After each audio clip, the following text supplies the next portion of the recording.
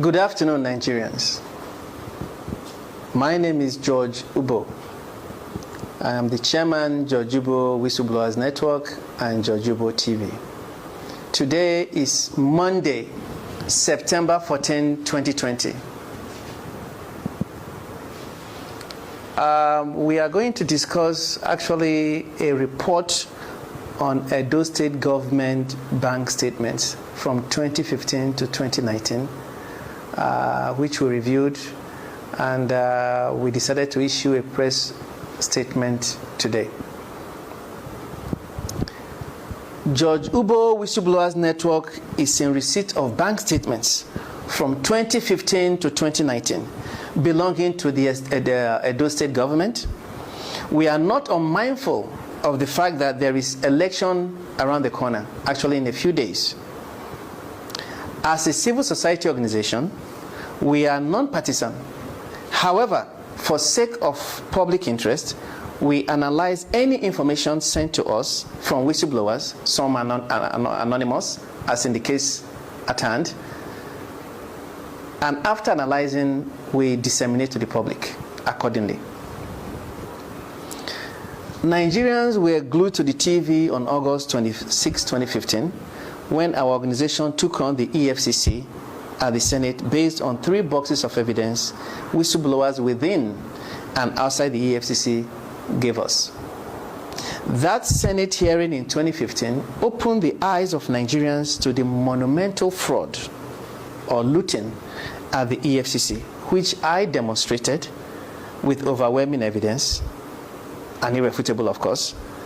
And after I pierced through that thick veil covering the EFCC in 2015, subsequently, in 2016, Farida Waziri, former EFCC chairman, asked Ribadu, her predecessor, to please account to Nigerians the billions Ribadu, recovered without documentation. Very damning statement. Same 2016, former Finance Minister Adeosun wrote EFCC acting chairman Ibrahim Magu, apprising him that she is not in receipt of the recoveries he quoted in the media. In 2018, our dear President Muhammadu Buhari, asked the EFCC to account for the last kobo recovered. Thereafter, 4 days actually after the President made that statement, EFCC came out to say that the part of the Idiagbo house, the former EFCC chairman, where such documents are kept, caught on fire.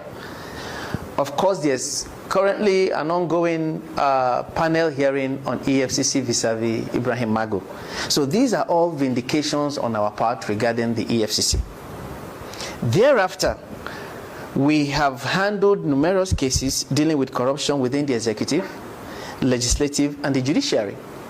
Recently, we received information on the Vice President, His Excellency Professor Yomi Osinbajo, from whistleblowers which seemed as if the VP interfered with a criminal investigation. We wrote the VP on August 10, 2020, attaching the requisite evidence in our possession, and gave him 7 days to respond to Nigerians whose interests he is representing as to why we should not declare him unfit to be our Vice President.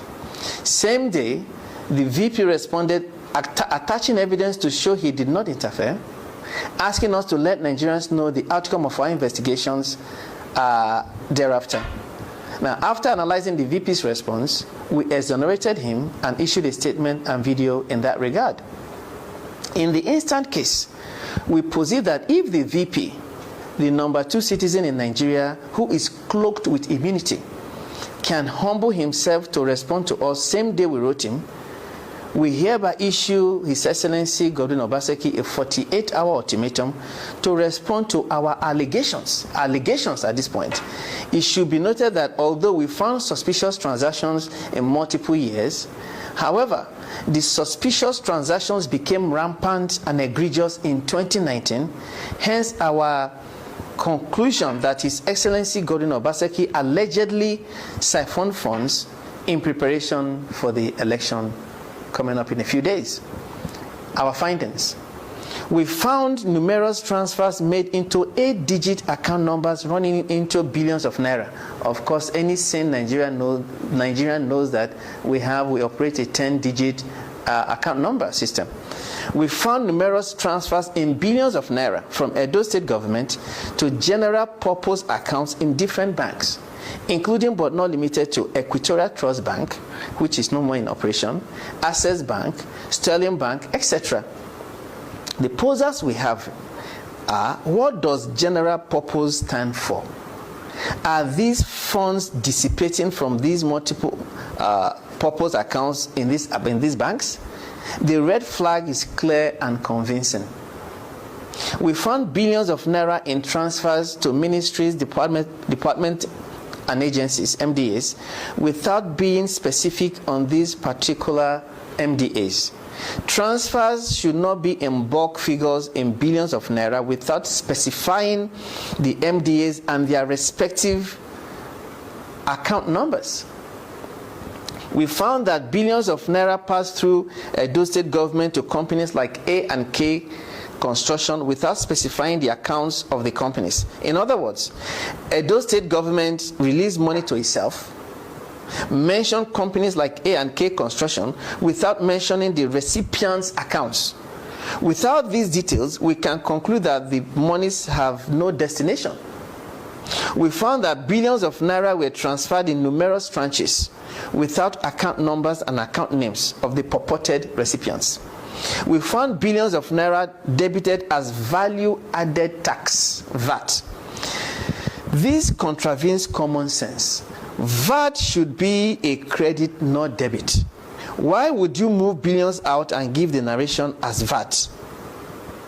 It doesn't make sense. Billions of naira were released as salary from Edo State government without specificity. August 2019 alone, 746.6 million and 693.3 million were moved under the narration salary from Edo State government. This is very suspicious, particularly the proximity of the transactions and all the other transactions to the election.